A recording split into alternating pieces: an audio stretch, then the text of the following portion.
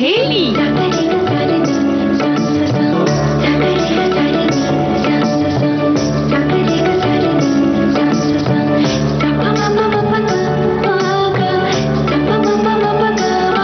सखी सहेली।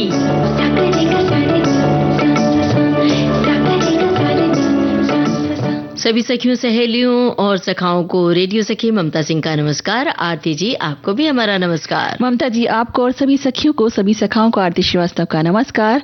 और मेरे हाल तो ठीक है, मुझे आपके हाल पूछने हैं ममता जी। कब से मैं देख रही हूँ, जब से मैं आई हूँ यहाँ पे विद भारती में आई हूँ, तभी से मैं देख रही हूँ आप कब से इधर से उधर, उधर से इधर लगातार आप भागदौड़ करती चली जा रही हैं। मुझे ये लग रहा था कहीं आप थकती नहीं है क्या, इतना भागदौड़ जो आप करती रहती हैं। हाँ, भागदौड़ के साथ साथ माइक भी संभालना रहता है ना। बिल्कुल। तो वो जो भागदौड़ होती है, जब माइक के सामने आना होता है तो उसके पहले की जो तैयारी होती है, तो लाइब्रेरी जाना और स्टूडियो में जाना और भी बहुत सारे काम होते हैं ना जो निपटाने होते हैं। बिल्कुल, वही सखियों को बताएंगे, लगातार भागदौड़ करती मिलेंगी आपको अगर आप देखेंगे ममता जी। और लगता है ना कि आप बहुत सारे काम एक साथ, जैसे लगता है ना मल्टीटास्किंग जिसको कहते हैं, वो आप में है। तो ये बताइए कि मल्टीटास्किंग आज कौन नहीं कर रहा है? अगर ना करे तो काम पूरे नहीं होते हैं, चाहे वो घर के काम हो, चाहे दफ्तर के काम हो, चाहे कहीं भी। तो मल्टीटास्किंग में होता क्या है कि कई बार गलतियां होने के चांसेस होते हैं, तो वो बहुत ध्यान रखना पड़ता है। जो हमारा काम है, जो स्टूडियो में बैठकर काम करने का है, यहाँ तो बहुत सजगता की जरूरत पड़ती है कि यहाँ तो सावधानी हटी दुर्घटना घटी वाला हिसाब किताब है कि आप एक मिनट भी चूके कि आपसे गलती हुई। तो ये ध्यान रखना बहुत जरूरी है। अब जैसे कि हमारे सामने जब श्रोताओं की टिप्पणियां होती हैं, हम टिप्पणी भी पढ़ रहे होते हैं और साथ में अपने दिमाग को चला रहे होते हैं कि आगे हमें क्या बोलना है, तो ये हमारी बात हुई। लेकिन अमूमन आज सबका वही हाल है, सब लोग एक साथ दो दो तीन तीन काम करते हैं। रसोई में अगर महिलाएं हैं तो एक साथ वो कुछ अगले काम की तैयारी कर रही होती हैं, सोचती रहती हैं कि ये काम हो गया, अब अगले के लिए हमें क्या तैयारी करनी है। तो ये मुद्दा ये है कि अगर आप जितनी सक्रिय रहेंगी, सेहत उतनी अच्छी रहेगी। क्योंकि आज की जो भागदौड़ की जिंदगी है, इसमें बहुत कम टाइम मिलता है अपने लिए, सेहत को सुधारने के लिए, ठीक करने के लिए, टहलने दौड़ने के लिए या फिर एक्सरसाइज करने के लिए। तो ये जो भागदौड़ होती है, चाहे घर में चाहे बाहर, ये आपके लिए बहुत जरूरी है। कहीं आपको गाड़ी से जाने की बजाय पैदल चलना ज्यादा चुनना चाहिए। बिल्कुल। तो ये सक्रियता अगर बनी रहेगी तो सेहत बनी रहेगी। आप क्या सोचते हैं, मतलब हमारे श्रोता क्या सोचते हैं, बताएं हमें विविध भारती के फेसबुक पेज पर। तो मैं एक चीज तो मैं भी बता सकती हूँ कि ममता जी की जो मानसिक और शारीरिक फिटनेस का राज है ना, वो आज खुल चुका है। आप भी समझ लीजिए अच्छी तरीके से। देखिए भाई, अब सारे राज मत खोल दीजिए, आगे बताइए कि और कौन कौन से मुद्दे पर हम बात करने वाले हैं। आज हम बात करेंगे सखी विशेष के अंतर्गत हम लेकर आए हैं भक्ति कुलकर्णी जी को, जो कि शतरंज खिलाड़ी हैं। और साथ ही हम बात करेंगे सक्रियता, जिसकी हम अभी बात कर रहे हैं, सक्रियता बनाए सेहत।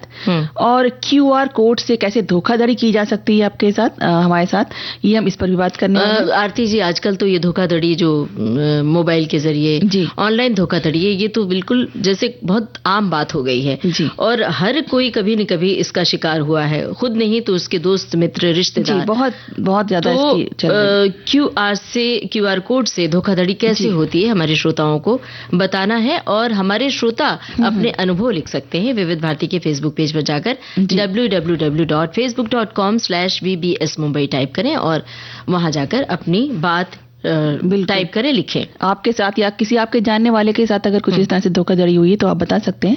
और बचाव कैसे करें, बिल्कुल उसके बारे में बताएं। और साथ ही हम व्यंजन के बारे में भी बताएंगे। और हम व्यंजन लेकर आए मूंगफली, जो इस समय बहुत अच्छे से आ रही है सर्दियों के दिनों में। और क्योंकि वो कहते हैं ना कि आप बादाम नहीं खरीद सकते, तो आप मूंगफली खरीद के खा सकते हैं, बहुत ज्यादा फायदेमंद होती है। और खाने के बाद वैसी सक्रियता, भाग दौड़ वो जरूरी है, बहुत जरूरी है। क्योंकि अगर मूंगफली के लड्डू बना लिए और खा लिए और बैठे रहे तो फिर निश्चित रूप से समस्या हो सकती है। बिल्कुल, आप भी लड्डू जैसे बनने शुरू हो जाएंगे। और हम एक गाना सुनवाते हैं अपने श्रोताओं को।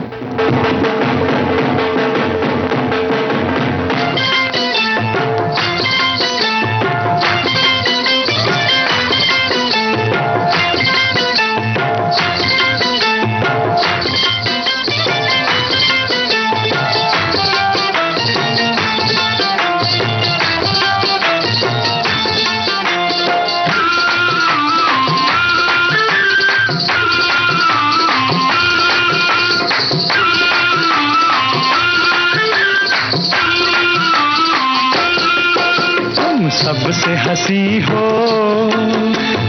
सबसे जमा हो, आज मेरी नजर में आई हो, आई हो। जन्नत भी तुम ही हो, दुनिया भी तुम ही हो, आज मेरी नजर में आई हो, आई हो। तुम सबसे हंसी हो।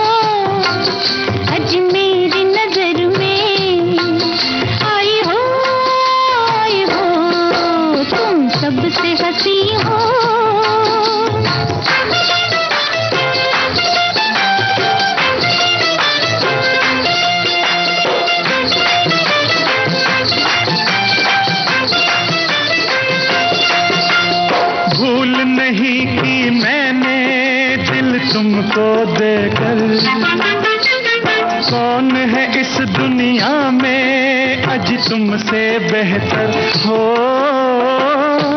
बाहों में मेरी गुनगुना के मुस्कुरा के आ जाओ। तुम सबसे हंसी हो और सबसे जमा हो, आज मेरी नजर में आई हो, आई हो। जन्नत भी तुम ही हो, दुनिया भी तुम ही हो, आज मेरी नजर में आई हो, आई हो। तुम सबसे हंसी हो।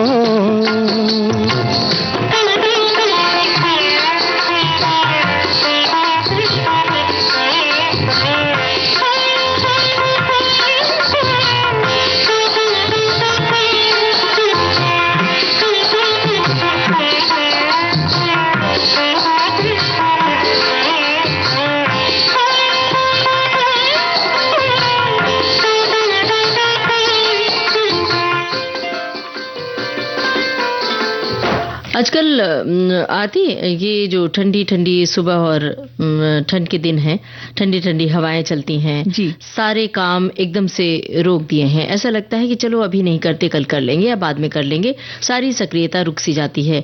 अब ठंड की बात नहीं है, असल में आलस की बात है, निष्क्रियता की आदत है। ये आदत इतनी बुरी है कि इसकी वजह से हमारे शरीर में न जाने कितनी परेशानियां घर कर लेती हैं, जबकि सक्रियता हमें युवा बनाए रखती है। जी बिल्कुल, तभी वही तो मैं कह रही हूँ कि ममता जी के सारे राज हैं ये अच्छे वाले।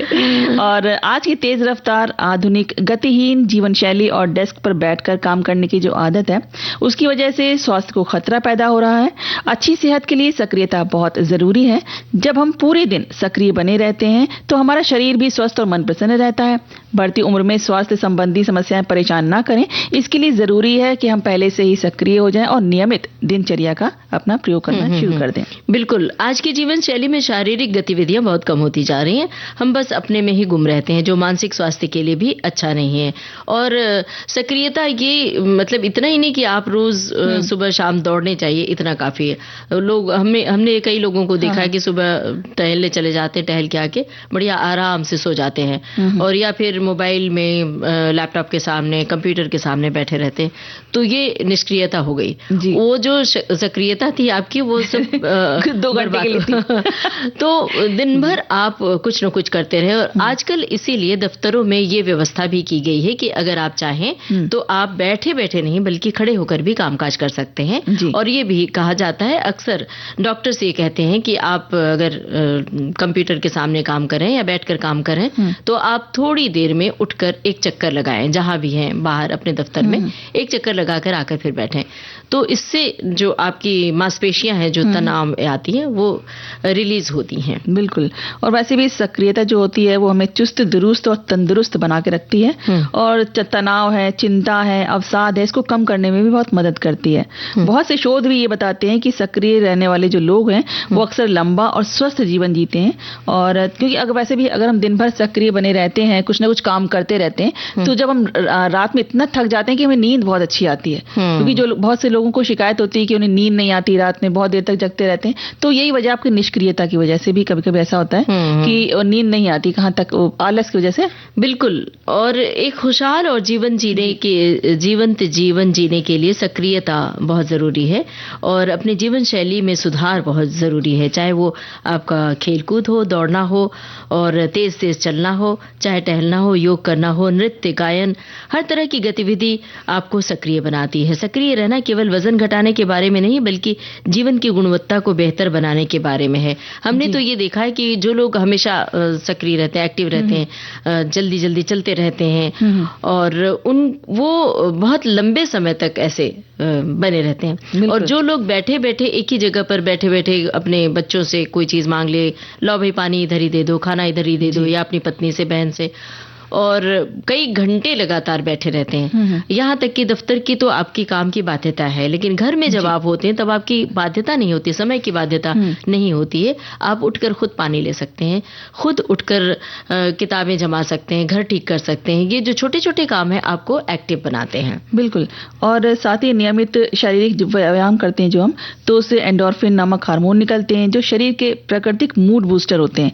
वो हमारे मन को अच्छा कर देते हैं, एकदम खुश कर देते हैं और खुशी को बढ़ावा देते हैं और तनाव को कम करते हैं। अधिक सक्रिय होकर हम पर्यावरण संरक्षण में भी अपना योगदान दे सकते हैं। अब कैसे बताएं? क्योंकि अगर हम जा रहे हैं, कहीं हमें कम दूरी पे जाना है, तो हम बाइक या कार का इस्तेमाल ना करके हम पैदल जा सकते हैं या सीढ़ियां चढ़ सकते हैं अपने आप। तो ये कुछ चीजें हैं, अगर हम अपने अंदर बदलाव करें अपनी दिनचर्या में, तो हम अपने आप को सक्रिय रख सकते हैं। बिल्कुल। और हाँ, ये हृदय रोग, मधुमेह, मोटापे जैसी गंभीर बीमारियों के जोखिम को भी कम करती है सक्रियता आपकी। इसके साथ ये हड्डियों और मांसपेशियों को भी मजबूत करता है, क्योंकि सक्रिय रहने से शरीर का लचीलापन बढ़ता है और ऊर्जा के स्तर में सुधार भी होता है। अब तो ठंड हो या गर्मी हो, बारिश, आराम सख्त मना है। और गाना सुनवाना बिल्कुल एक गाना नहीं है। बहारे हुस्न मुझे तुमसे प्यार है, सुन ए बहारे हुस्न मुझे तुमसे प्यार है।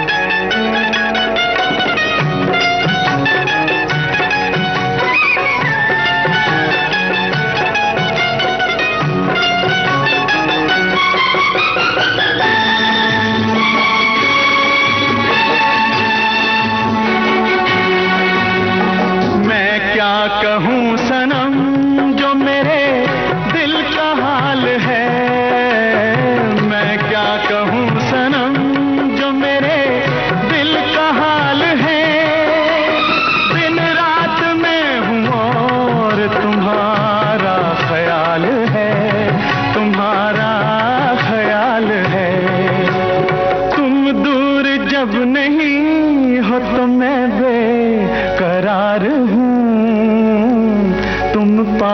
जब नहीं तो मुझे इंतजार है। हाँ हाँ जरूर होगा मुझे एतबार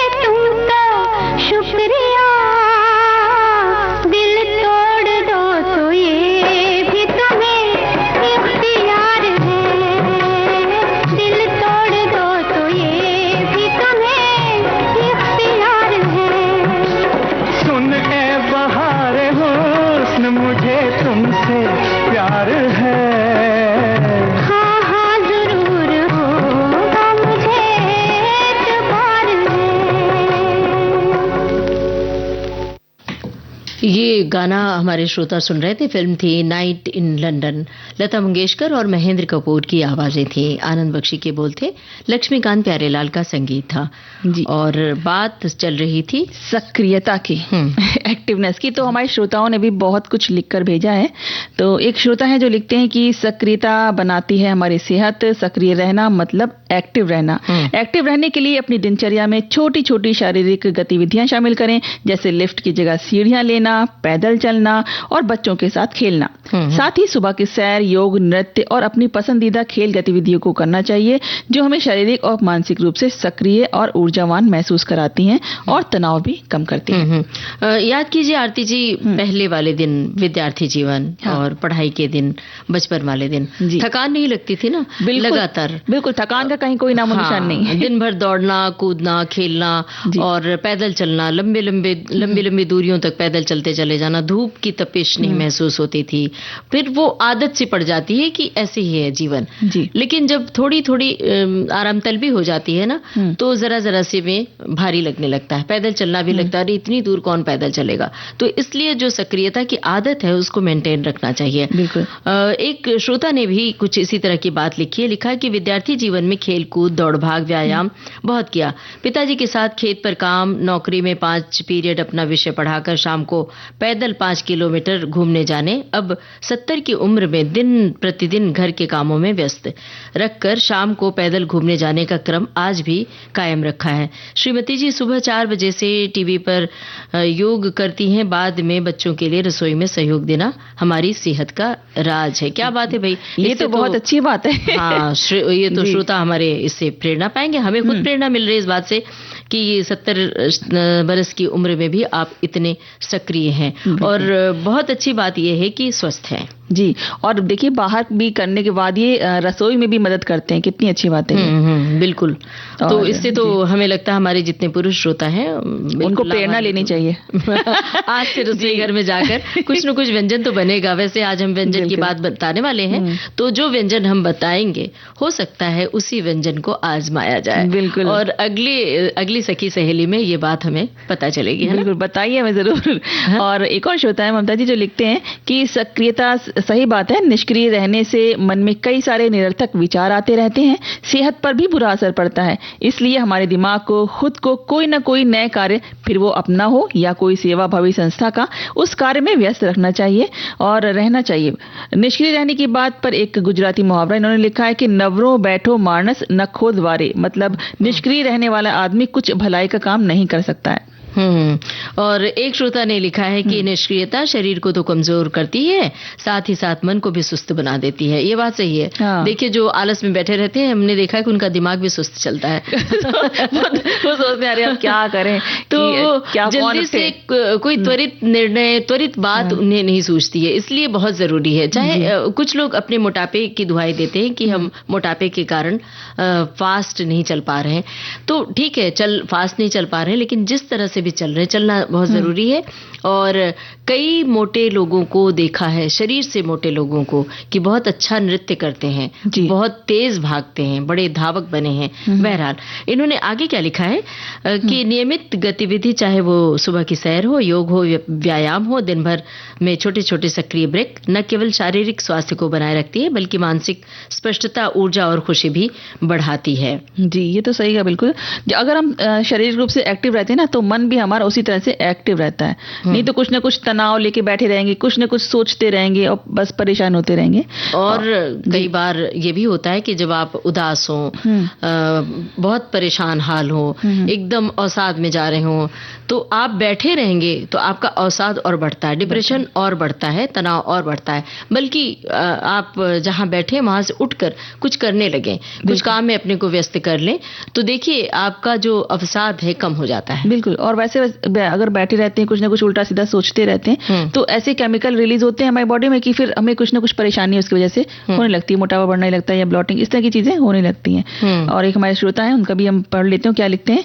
वो लिखते हैं कि सक्रियता से सेहत बनती है, ये सिर्फ एक कहावत नहीं है बल्कि एक वैज्ञानिक तथ्य है। एक सक्रिय जीवन शैली अपनाकर आप अपने शारीरिक और मानसिक स्वास्थ्य को बेहतर बना सकते हैं और एक खुशहाल जीवन जी सकते हैं। और अब हम एक गाना सुनवा सकते हैं, ये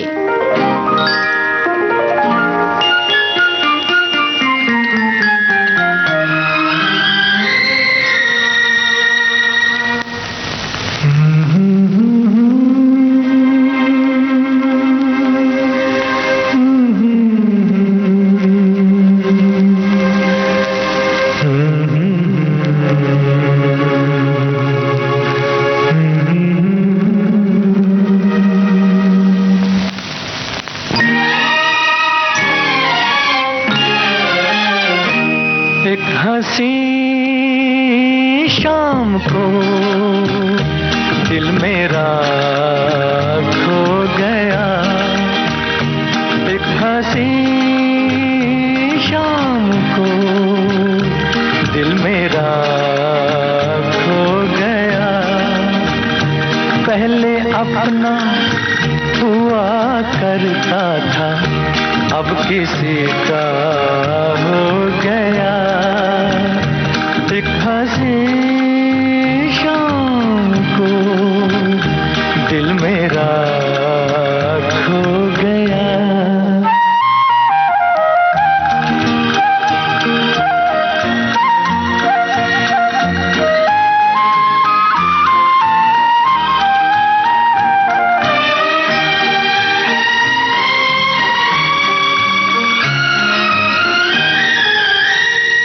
मुद्दतों से आरज़ू थी जिंदगी में कोई आए, सुनी सुनी जिंदगी में कोई शम्मा झिलमिलाए।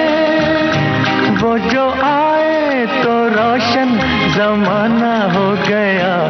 एक हंसी शाम दिल मेरा खो गया।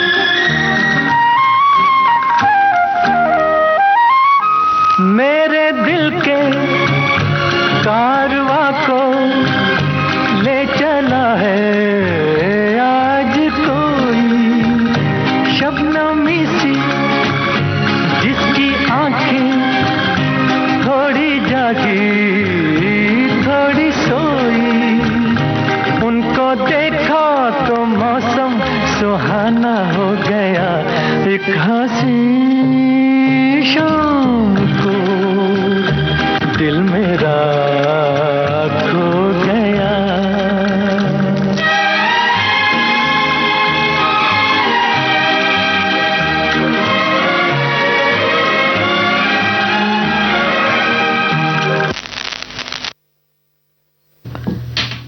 तो आरती जी कहाँ खोई हुई हैं? हमें लगता है श्रोताओं की टिप्पणियों में गुम बिल्कुल है। वही स्क्रॉल कर रही थी। हाँ, तो बताइए क्या लिखा है। हाँ, एक श्रोता है जो लिखते हैं कि दीर्घकालिक तनाव शारीरिक और मानसिक स्वास्थ्य दोनों पर हानिकारक प्रभाव डाल सकता है। स्वस्थ जीवन शैली को बनाए रखने के लिए तनाव को प्रबंधित करने के प्रभावी तरीके खोजना महत्वपूर्ण है। गहरी सांस लेने के व्यायाम, ध्यान है, योग है और शौक में शामिल होने जैसी तकनीकें तनाव के स्तर को कम करने में मदद करती हैं। तनाव मुक्ति गतिविधियों को अपनी दिनचर्या में शामिल करिए। गहरी सांस लेने के व्यायाम का अभ्यास करने के लिए हर दिन कुछ मिनट समर्पित करें या अपनी दैनिक गतिविधियों में माइंडफुलनेस तकनीकों को शामिल करने का प्रयास करें। उन्होंने तरीके बताए कि किस तरह से अपने तनाव को दूर कर सकते हैं। यानी कि आपको मानसिक रूप से भी सक्रिय होना है, खाली शारीरिक रूप से नहीं। बिल्कुल। और एक श्रोता ने लिखा है कि सक्रियता बनाए सेहत का अर्थ है कि शारीरिक और मानसिक रूप से सक्रिय रहने से व्यक्ति स्वस्थ रहता है। ये एक सरल लेकिन महत्वपूर्ण जीवन सिद्धांत है जो स्वास्थ्य जीवन शैली के महत्व को रेखांकित करता है। अच्छा, एक बात बताइए आरती जी कि आपने वो फिल्में देखी हैं, मतलब वो पुरानी फिल्म जो एक खेल पर बनी, एक फिल्म जो जिसका नाम है शतरंज। एक समय था जब शतरंज का खेल राजा महाराजाओं का खेल माना जाता था। और कहा जाता है कि ये दिमाग का खेल है, दिमागी कसरत है। सेकंड्स में सामने वाले के सब मोहरों को परख कर तुरंत निर्णय लेने का खेल है। ये दिमाग को चुस्त दुरुस्त रखता है। बिल्कुल सही कहा आपने कि मतलब हमें पता चल इतना थोड़ा सा समय होता है कि हमें देख लेना होता है कि भाई सामने वाला कहाँ गलती कर रहा है। इतने सारे मोहरों में कौन सा है जहां से हम उसको राजा तक पहुंच सकते हैं। तो जहां पहले इस खेल में महिलाओं का ज्यादा नाम सुनने को नहीं मिलता था, आज तो महिलाओं ने इस खेल में अपनी अलग पहचान बना ली है। आज ऐसी ही एक शतरंज की माहिर खिलाड़ी की हम जो बात कर रहे हैं, जो है भक्ति कुलकर्णी जी, जिन्हें शतरंज खिलाड़ी के रूप में उनकी उपलब्धियों के लिए जाना जाता है और वो महिला ग्रैंड मास्टर का खिताब भी रखती हैं अपने पास। तो भक्ति कुलकर्णी के बारे में आज हम जानकारी देंगे आज के इस कार्यक्रम में, लेकिन यहाँ पर एक ब्रेक ले लेते हैं और श्रोता इंतजार करें भक्ति कुलकर्णी के बारे में जानकारी की। जी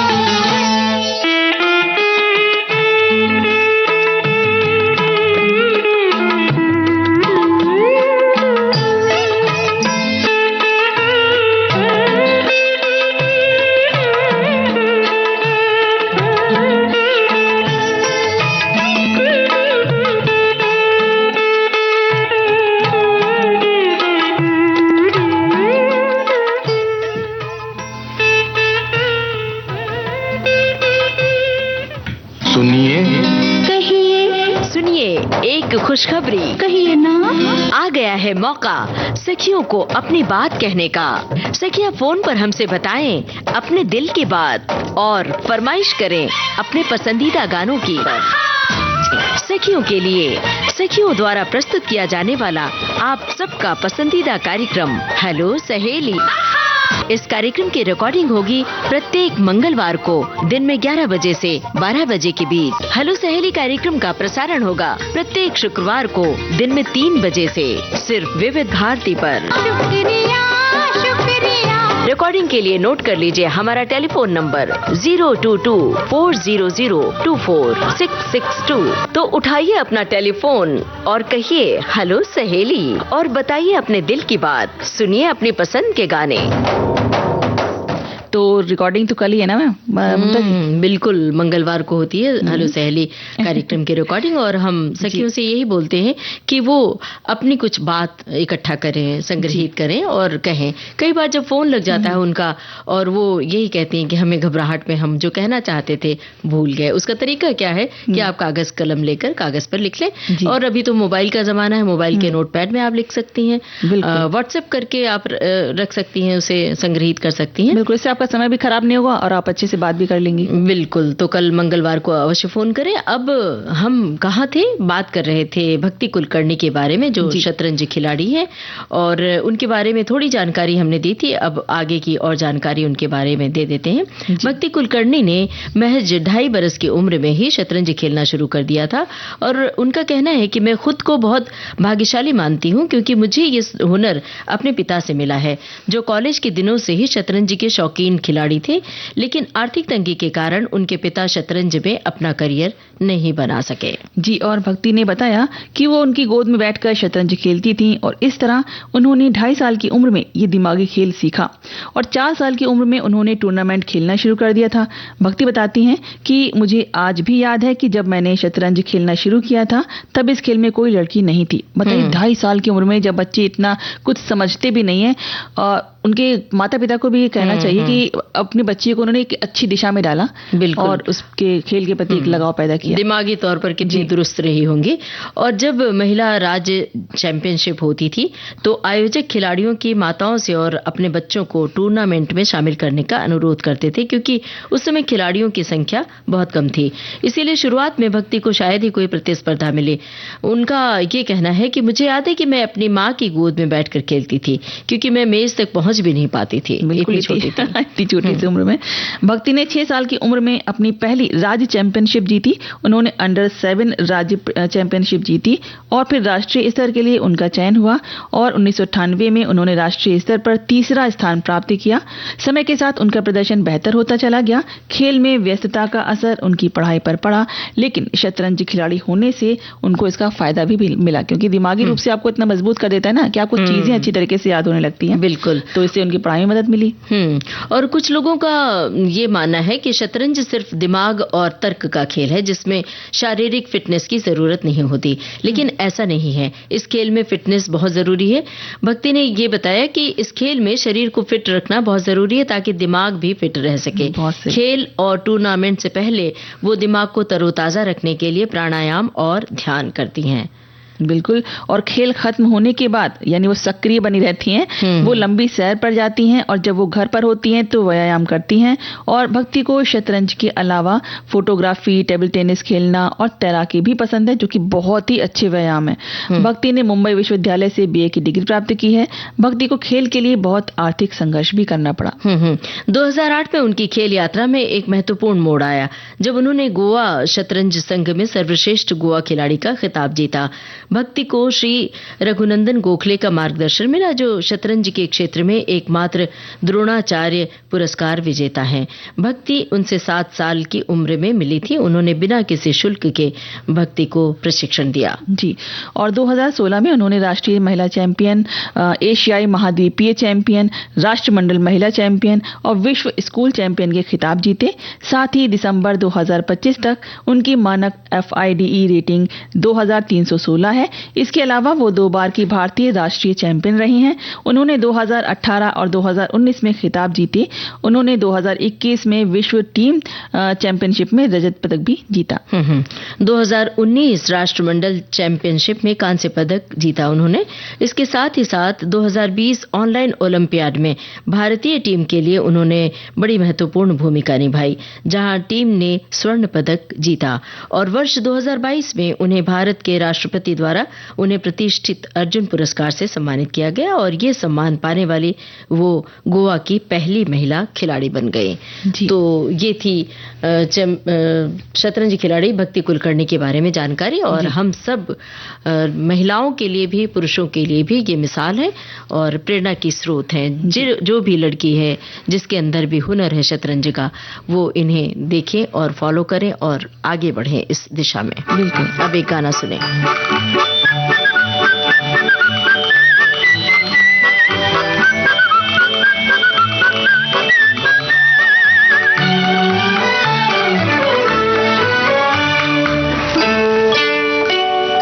चुन्नू पतंग को कहता है काइट, बोलो बेटा टिंगू ये रंग है या राइट?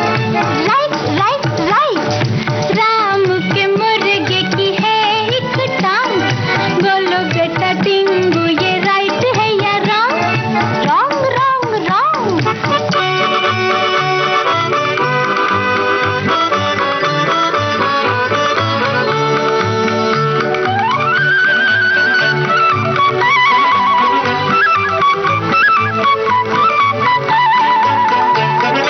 लकड़ी की खटिया पे हाथी गया लेट, हथनी से कहा के बनाओ ऑमलेट। लकड़ी की खटिया पे हाथी गया लेट, हथनी से कहा के बनाओ ऑमलेट। फुटबॉल मैच में जीता है मैंने कप, अरे बोलो बेटा टिंगू ये सच है या गप? अरे गप गप गप।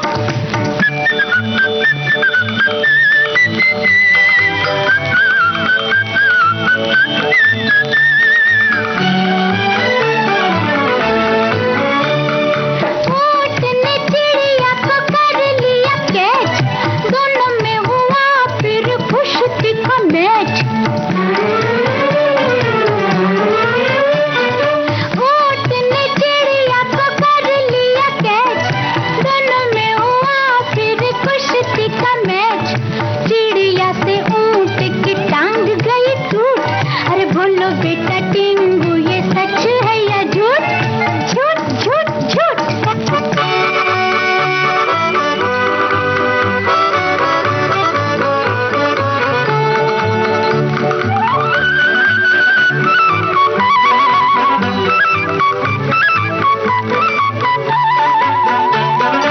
एक तमाशा मैंने देखा मेरे मीत, पान खा के एक चूहा गा रहा था गीत।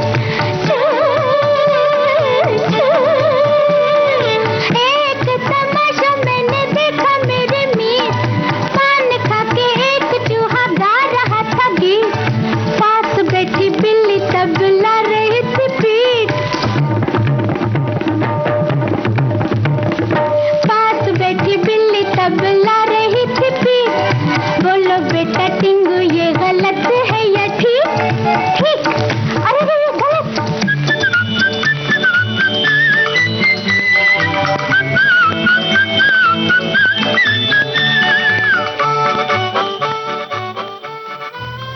जमीन के तारे फिल्म का ये गाना था। आशा भोसले और सुधा मल्होत्रा की आवाजें थी, पंडित इंदिरा के बोल थे। और एक मैसेज एक भेजा है किसी ने, एक श्रोता ने, तो मैं वो पढ़ देती हूँ, जो लिखती हैं कि बहुत कम लोग जानते हैं कि शतरंज का सबसे ताकतवर मोहरा रानी शुरू में सबसे कमजोर हुआ करती थी। पुराने शतरंज में रानी एक चाल में केवल एक घर चल सकती थी, लेकिन 15वीं शताब्दी में यूरोप पहुंचने के बाद रानी को पूरी शक्ति दी गई। इस बदलाव ने शतरंज को पहले से कहीं ज्यादा तेज और रोमांचक बना दिया। यानी इन्होंने शतरंज के बारे में अच्छी इनको जानकारी है। और एक श्रोता ने ये भी लिखा है कि शतरंज के इतिहास में एक दौर ऐसा भी आया जब इस खेल को खेलने पर रोक लगा दी गई थी। मध्यकालीन यूरोप में कई संस्थाओं ने शतरंज को समय की बर्बादी और जुए से जुड़ा खेल माना और इसे प्रतिबंधित भी कर दिया था। लेकिन यही खेल आगे चलकर बुद्धि, रणनीति और शिक्षा का प्रतीक बन गया और फिर तो बाद में बहुत सारी फिल्मों में भी ये खेल शामिल हुआ। अच्छा, एक बात बताइए आरती जी, आप नकद पैसे देकर सामान खरीदना पसंद करती हैं या फिर डिजिटल पेमेंट करना ज्यादा पसंद करती हैं, कि दोनों तरह से करती हैं? डिजिटल पेमेंट का जमाना है, आराम से एक क्लिक में हो जाता है, तो क्या करती हैं आप बताइए? मैं तो दोनों ही करती हूँ। जहाँ पे डिजिटल वाला होता है वहाँ पे आराम से डिजिटल वाला करती हूँ, और जहाँ पे नहीं चलता है डिजिटल वहीं पे केवल मैं नकद वाला करती हूँ, नहीं तो डिजिटल वाला ही मेरा रहता है। दरअसल सच कहें तो सबको डिजिटल ही पसंद आ रहा है आजकल, क्योंकि एक टच होता है और आप कोड डालो और फिर उसके बाद पेमेंट हो जाता है। लेकिन आजकल ये जो कोड डालना है, ये जो QR कोड होता है, इसमें बहुत धोखाधड़ी हो रही है। बिल्कुल, वो जो चौकोर सी झिलमिलाती सी चमकीली सी बनी रहती है ना, उसमें आपने स्कैन किया नहीं कि आपके बैंक अकाउंट खाली, ऐसा हो रहा है आजकल। तो बिल्कुल ये तो जो उसमें जो भी पिन में डाल देते हैं उसमें करते हैं बहुत से लोग इस तरह के। अगर हम कभी पेमेंट कर रहे हैं तो ये कर सकते हैं कि उसको छू के देखें कि उसके ऊपर कोई चिप तो नहीं चिपकी हुई है, अलग से तो नहीं चिपकाया हुआ, उसके ऊपर थोड़ा मोटा मोटा तो नहीं लग रहा है, ये सब चीजें हम कर सकते हैं। दरअसल होता क्या है कि नकली वेबसाइट के जरिए भी QR से धोखाधड़ी हो रही है। अक्सर कोड स्कैन करने पर हम एक नकली वेबसाइट पर पहुंच जाते हैं जो बैंक या किसी प्रसिद्ध कंपनी जैसी दिखती है, जहां हमसे हमारी व्यक्तिगत या वित्तीय जानकारी जैसे बैंक खाता संख्या, OTP, पासवर्ड मांगी जाती है, जिसका उपयोग बाद में धोखाधड़ी के लिए किया जाता है। अमूमन जैसे कि जब आप नॉर्मल जीपे करते हैं तो वहां पे इस तरह की जानकारी नहीं मांगी जाती है, और आपने अगर मोबाइल में सेव कर रखा है कोड तो वहां भी जानकारी नहीं मांगी जाती है। तो जैसे ही कुछ अतिरिक्त आपको लगे कि कुछ अलग सा लग रहा है तो आप तुरंत सचेत हो जाएगी फिर। बिल्कुल। और देखिए ममता जी, अक्सर ऐसा होता है जब भी हम कुछ सामान वगैरह खरीदते हैं, कि मेरे साथ तो हुआ है कई बार ऐसा कि हमें एक अलग से एक उसमें कार्ड सा मिलता है, उसके ऊपर एक QR कोड बना रहता है, जिसको कहते हैं कि आप स्कैन करिए, इससे आप हमें फीडबैक दे सकते हैं, या आप कुछ बहुत सारी ऑफर हैं इसके ऊपर, अगर आप इसे स्कैन करेंगे तो आपको ऑफर मिलेंगे, कुछ कूपन्स मिलेंगे। तो ये सब चीजें जो रहती हैं, ये हम लोग इसमें फंस जाते हैं जो लोग इन सब चीजों में, तो वो बहुत बार अपने पैसे गंवा देते हैं। ये अक्सर जब आप मॉल में जाते हैं शॉपिंग करने, मॉल से शॉपिंग करके निकल रहे होते हैं तो वहां पर बहुत सारे ऐसे एजेंट खड़े होते हैं, ऐसे धोखाधड़ी करने वाले लोग जो आपको बहुत सारे प्रलोभन देते हैं, और उस प्रलोभन में आप फंस जाते हैं और आपके अकाउंट से पैसे गायब हो जाते हैं। बिल्कुल। तो इन लुभावने जो ऑफर होते हैं, लुभावने ऑफर में नहीं पड़ना चाहिए। आप जो दाम दे रहे हैं बस उसका ही सामान ले आए। मुफ्त में कोई चीज पाने की आदत नहीं डालनी चाहिए। अगर मुफ्त में पाने की आदत डालेंगे तो आप किसी न किसी परेशानी में किसी न किसी रोज जरूर फंसेंगे। बिल्कुल।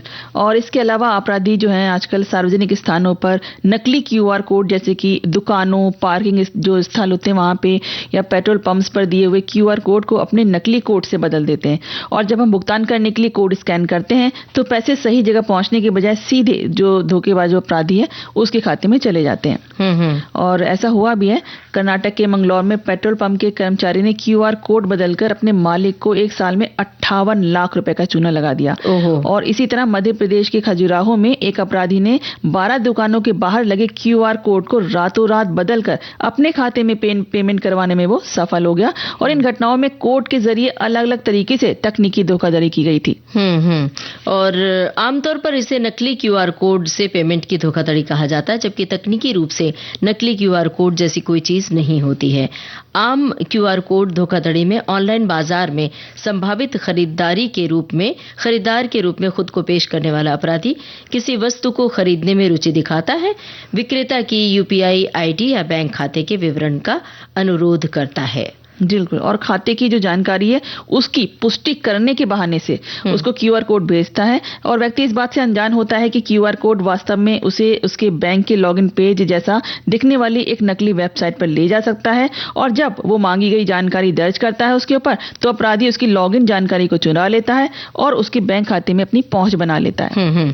बिल्कुल। और QR कोड पेमेंट को लेकर सतर्क रहने की बहुत जरूरत है। खासकर इंटरनेट पर भेजे गए QR की जांच जांच उसके खाता धारक के नाम से की जानी चाहिए। अपराधी अपना QR कोड खूब बना रहे हैं। कोड को स्कैन करने और पिन दर्ज करने से पहले जांच जरूरी है कि पेमेंट किस खाते में जा रहा है। संदिग्ध QR कोड की पहचान गूगल लेंस से की जा सकती है और ध्यान रहे पैसे लेने के लिए QR कोड की जरूरत नहीं होती है। इस स्थिति में कोड स्कैन कर UPI पिन डालते ही फ्रॉड हो सकता है। QR कोड से किसी सामान का फीडबैक लेना भी समस्या पैदा कर सकता है, इसलिए किसी भी अनजान QR कोड को स्कैन ना करें। बिल्कुल। और अज्ञात स्रोतों से प्राप्त जो ईमेल, SMS या सोशल मीडिया पर साझा किए गए किसी भी QR कोड को स्कैन करने से आप बचिए। और अगर किसी दुकान पर आप भुगतान कर रहे हैं तो हमेशा पूछें कि क्या कोड आधिकारिक है, और भुगतान के बाद पुष्टि संदेश की जांच करना जरूरी है।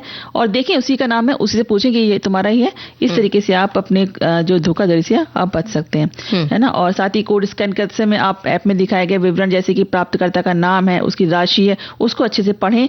हमेशा ध्यान रखें कि पैसे प्राप्त करने के लिए कभी भी QR कोड स्कैन करने या अपना UPI पिन डालने की आवश्यकता नहीं होती है। सतर्क रहें कि कोड स्कैन करने के बाद खुलने वाले लिंक की जांच करें और सुनिश्चित करें कि वो वास्तविक और सुरक्षित जो HTTPS जो होता है वेबसाइट का है। और हमेशा विश्वसनीय और अपडेटेड भुगतान ऐप्स का ही उपयोग करिए। लेकिन अगर हमें लगे कि धोखाधड़ी के हम शिकार हो गए तो जितनी जल्दी हो सके अपने बैंक या डिजिटल वॉलेट प्रदाता को कॉल करें और धोखाधड़ी करने वाली जो उसकी जो लेन देन है उसकी रिपोर्ट करें और अपने नजदीकी पुलिस स्टेशन में अपनी शिकायत दर्ज करा सकते हैं। और अब एक गाना सुनवाते हैं जी। ये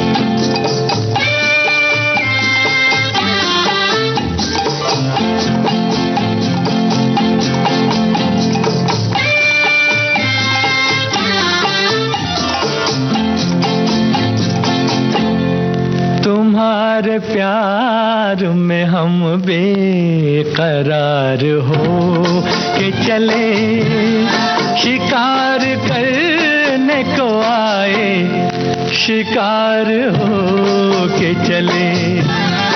तुम्हारे प्यार में हम बेकरार हो के चले, शिकार करने को आए, शिकार हो के चले।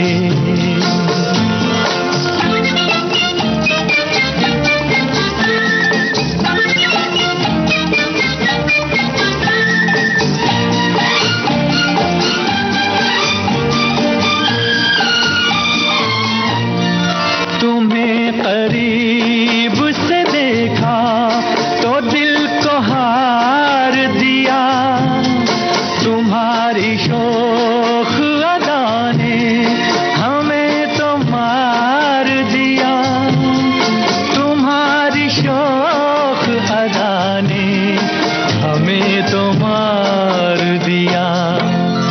हर एक बात पे हम तो निसार हो के चले, शिकार करने को आए, शिकार हो के चले। तुम्हारे प्यार में हम बेकरार हो के चले, शिकार करने को आए, शिकार हो के चले।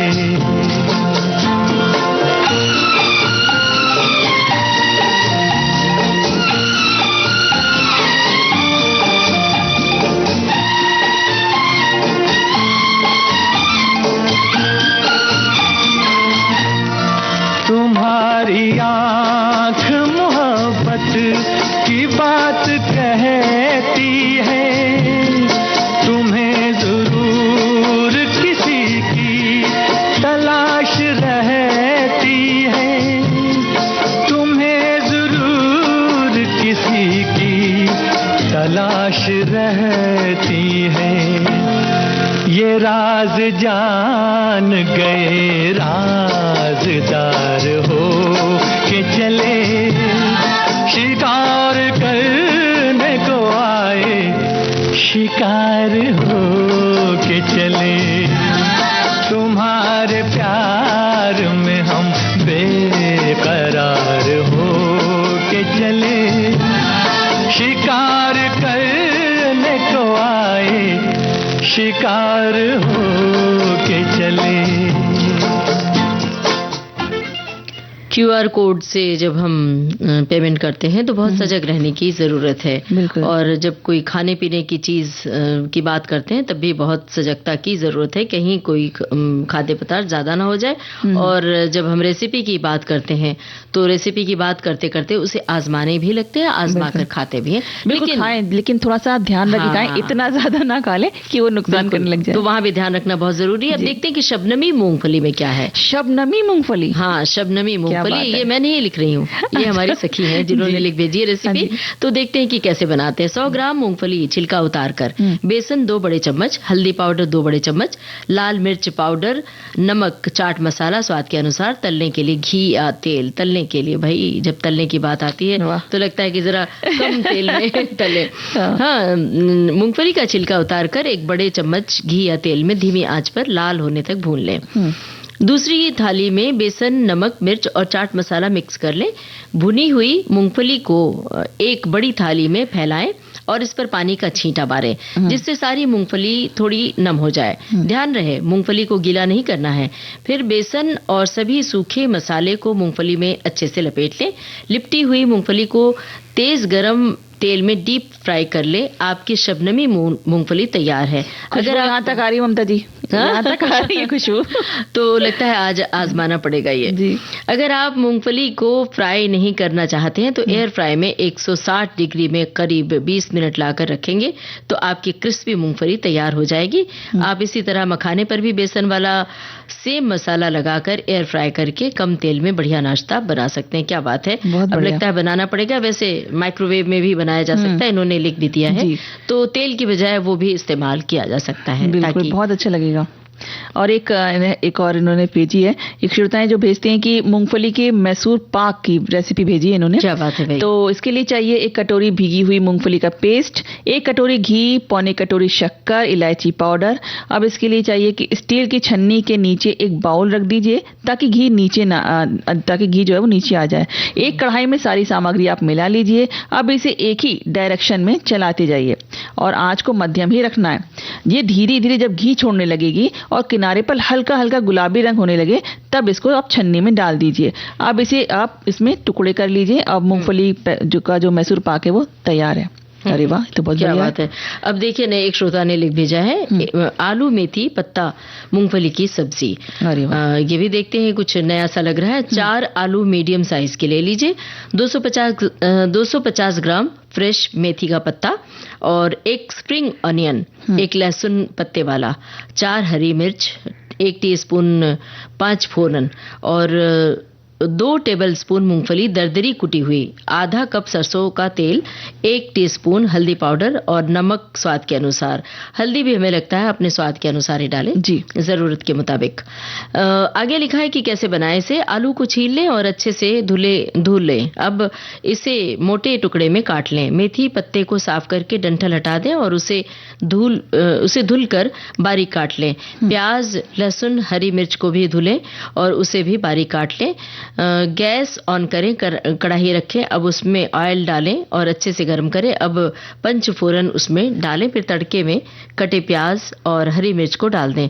प्याज थोड़ा भुन जाए तब आलू को डाल दें और ढककर पकाएं। फ्लेम मीडियम रखें। आलू थोड़ा भुन जाए तब मेथी पत्ता डाल दें।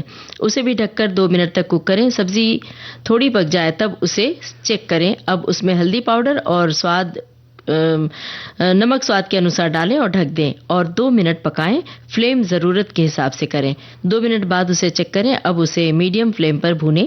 इसी समय दरदरी कुटी मूंगफली डाल दें और मिक्स करें और अब सभी को गोल्डन होने तक भूनें। गैस बंद करें। रेडी है स्वादिष्ट आलू मेथी पत्ता और मूंगफली वाली सब्जी। ये तो सब्जी बनाने वाली है सर्दियों के दिनों में। और एक बहुत ही छोटी सी अच्छी सी इन्होंने रेसिपी लिखी है। अब इन्होंने कहती हैं कि अभी तो गुड़ और मूंगफली की चिक्की खाने के फायदे हैं और सर्दियों में इसे बनाना और भी आसान है। बस मूंगफली और गुड़ किसी से भी नाप लें। अब लगभग बराबर ही होना चाहिए दोनों, मूंगफली भी और गुड़ भी। फिर मूंगफली को खाली कढ़ाई में आप अच्छे से सेक लीजिए और ठंडा करके उसके छिलके निकाल लीजिए और किसी कपड़े पर रखकर बेलन से आधा आधा कर लीजिए। उसको थोड़ा सा कूट लीजिए और अब कढ़ाई में थोड़ा सा पानी और गुड़ डाल दीजिए और उसे पका लीजिए। पानी में थोड़ा डालकर देख लें, अगर गुड़ फैल रहा है तो थोड़ा और पकाएं। चाहे तो 1 चम्मच घी और डाल दें उसमें। फिर उससे मूंगफली डालकर मिला लीजिए। आप बेल सकते हैं तो चकले पर घी लगाकर बेल लीजिए, और नहीं बेल पा रहे हैं तो थाली में घी लगाकर उसको फैला लीजिए, जमा लीजिए, कटोरी से प्रेस कर दें, फिर उसमें एकदम एक साथ कर लिए, उसमें फिर उसके बाद तैयार है बढ़िया सी गुड़ की चिक्की। अब उसको अपने हिसाब से आप काट लीजिए, जो भी शेप आप काटना चाहें तो। अरे आज तो भाई बहुत सारे व्यंजन हमारे श्रोताओं ने लिख भेजे हैं। मूंगफली भिंडी की सब्जी कैसे बनाए वो भी लिख भेजा है। 500 ग्राम भिंडी और 4 बड़े चम्मच तेल, छोटा चम्मच राई, चौथाई छोटा चम्मच हींग, चौथाई छोटा चम्मच हींग भी बहुत ज्यादा होता है मेरे ख्याल से, हींग चुटकी भर, स्वाद के अनुसार नमक, और धनिया जीरा पाउडर, और मतलब चौथाई कप भुनी हुई मूंगफली। बनाए कैसे ये हम बता देते हैं। मिक्सी के जार में सारे मसाले डालकर पीस लें, भिंडी को धोकर पोंछ लें, एक कढ़ाई में तेल गरम करने के लिए रखें, उसमें राई डालें, राई तड़क जाए जब हींग डालें, अब कटी हुई भिंडी डालें, 5 मिनट तेज आंच पर लगातार चलाते हुए पकाएं। अब मध्यम आंच पर भिंडी की चिकनाहट निकालने तक पकाएं, नमक और सूखे मसाले डालकर मिलाएं, 2 मिनट भूनने के बाद पिसा हुआ मसाला डालें, मसाला मिलाकर गैस बंद कर दें। अब तैयार है स्वादिष्ट भिंडी मूंगफली की सब्जी। और अब क्या करना है, एक गीत सुन लेते हैं, सुनवाते हैं ये गाना।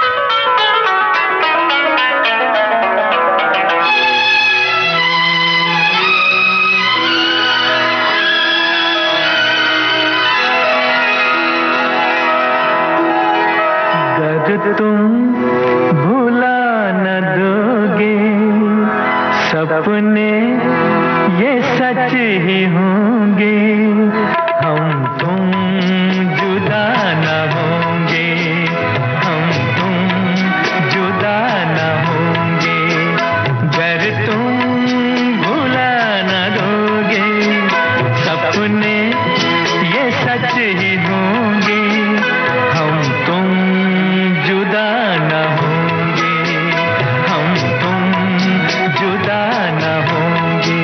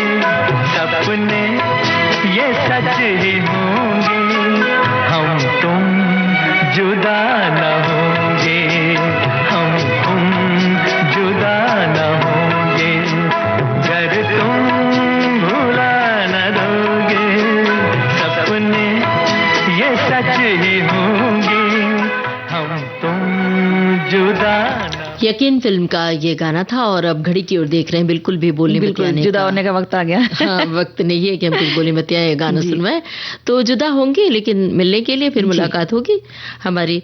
तो अब आज के कार्यक्रम का सफर इतना ही, इजाजत दीजिए आप सभी को। ममता सिंह और आरती श्रीवास्तव का नमस्कार।